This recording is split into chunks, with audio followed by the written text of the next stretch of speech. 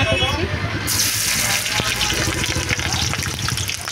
আমি অন্য লোকের মাংস রান্না করে দিচ্ছি। তো পেঁয়াজগুলো লাল লাল হয়ে গেছে, আর ছোলার মতো ভাজা।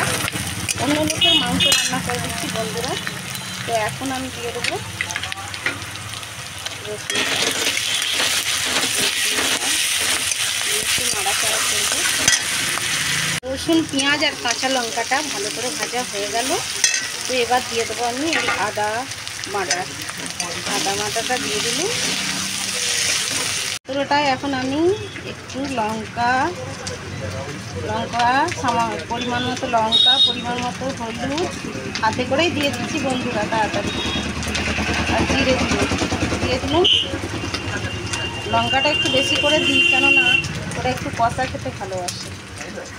তো একটু জল দিয়ে এটাকে একটু মশলা করে নেব। দিয়ে এখন আমি এখানে দিয়ে দেবো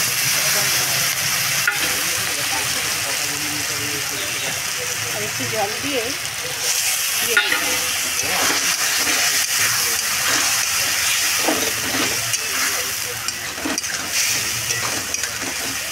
হয়তো নুন হলুদ মাখানো আছে, একটু স্বাদ মতো নুন দিয়ে দেবো।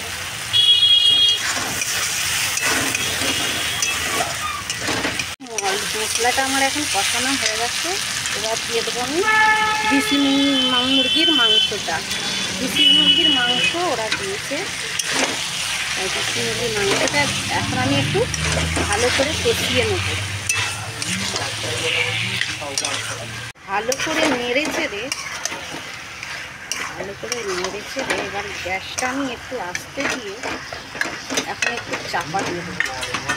কষানোটা তাহলে একটু ভালো হবে। চাপা দিয়ে দেবো আর গ্যাসটা একটু আস্তে দিয়ে দেবো। আর আমি টমেটোটা দিয়ে দেবো। যেহেতু দুটো দিয়েছে, একটু গরমকালে একটু টমেটো দিলে ভালো লাগে। গরমের মধ্যে একটু টক লাগে।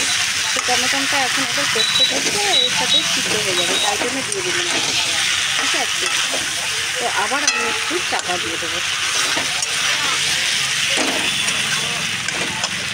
ভালো করে নেড়ে ছুড়ে আবার চাপা দিয়ে।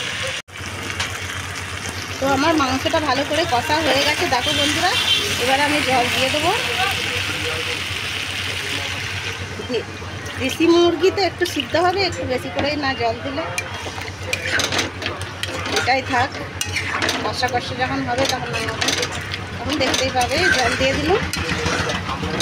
দেশি মুরগির মাংস একটু শক্ত হয়, যেন একটু বেশি দিলাম জল। পোলট্রি মুরগি হলে নরম হয়। চাপা দিয়ে দেবো আরও। এরপর শেষে আমি ধনে পাতাটা দিয়ে দিলাম। একটু নাড়াচাড়া করে দেবো।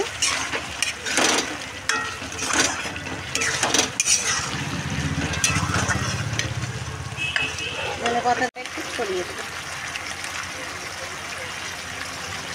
তো আমার মাংস রেডি দেখো বন্ধুরা।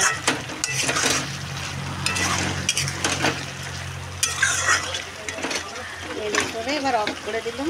কষা হয়েছে, কটা রেডি। দেখো কেমন লাগবে খেতে জানি না, দারুণ টেস্টিং হবে। দেশি মুরগির মাংস তো তোমরা খাবে তো চলে এসো বন্ধুরা। যদি ভালো লাগে তাহলে একটা লাইক করে দিও। Thank you.